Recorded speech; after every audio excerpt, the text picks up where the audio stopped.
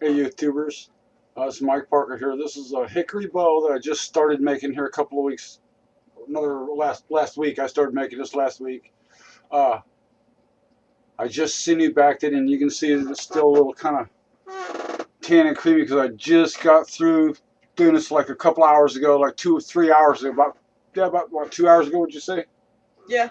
About 2 hours ago, and just sinew backed it uh, with Tight Bond 3 wood glue that is waterproof glue.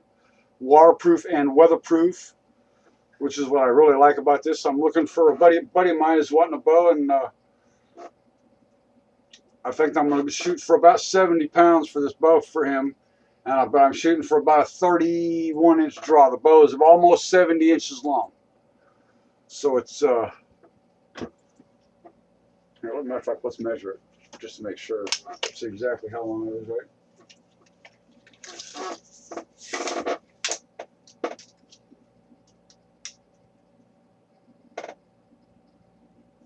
I'm sorry.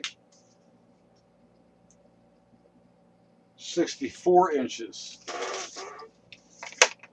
Half of 64 is 32. And I'll take 2 off that, and I'll say that you could safely get a 30-inch draw from this bow. You should easily, 65 inches, yes, you should be, or 64 inches, you should be able to get a 32-inch draw. But I'd say a 30-inch draw will work.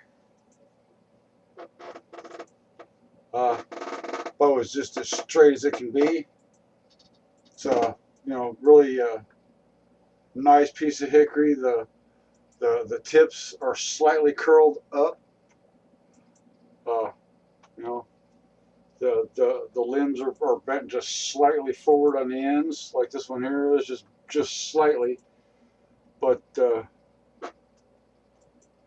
this one here is just barely, if you look at it. And this one over here is got just a little bit of slope up to it, but not much.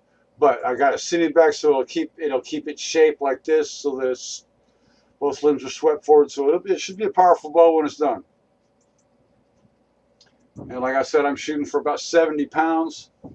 I'm going to let this dry now and finish drying and set. I want the sinew to set firm so that it doesn't move. So I want to make sure that is really, really, really dry. And from a bowyer that I kind of admire named Ed Scott. If you look up Ed Scott as a bowyers, the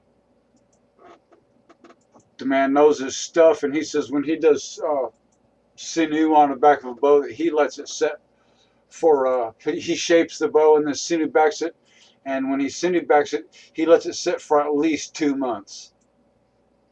He said he doesn't bend it at all or try to do anything to it at all for 2 months. That he just lets it sit, and he wants this tendons to sit in one spot so that they don't move and tear and slide back and forth in the glue slots. So they have nice deer antler tips, both ends, whitetail deer antler, notched for the string, both ends. And the same way, I still have to do those much deeper, but I'm not doing anything to this bow until this sinew dries and sits.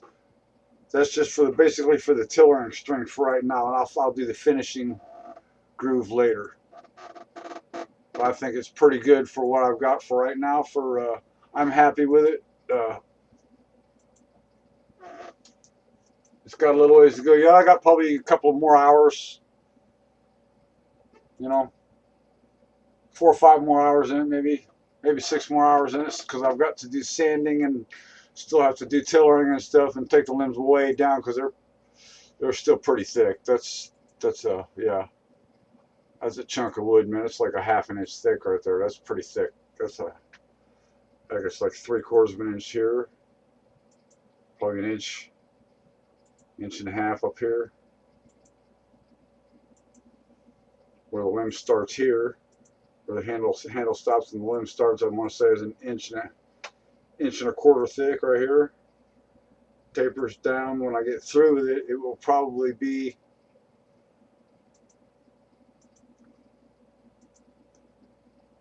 quarter of an inch to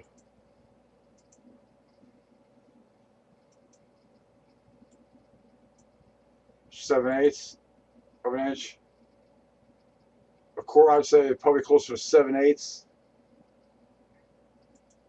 Yeah, somewhere in that range. About 7/8 of an inch thick through here is what it'll probably end up being, and it'll go to about my hand's width to the end, and that's where the limb stops bending. That's where the limb starts to get thick right there, where my thumb is right there.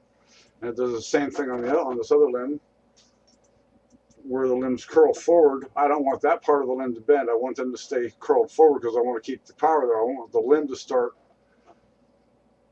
The limb should start right here where my thumb is, and the same on this side. This is how I measure this, just for my own rough